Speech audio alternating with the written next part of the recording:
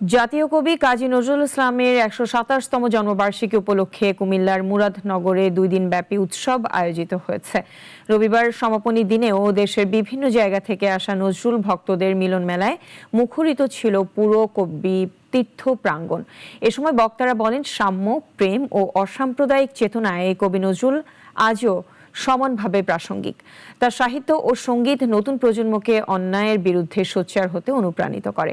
জেলা প্রশাসক মোহাম্মদ রেজা হাসানের সভাপতিত্বে ধর্মমন্ত্রী কাজী শাহ মোফাজ্জল হোসেন কায়কোবাদ সহ সংশ্লিষ্টরা এ সময় উপস্থিত ছিলেন।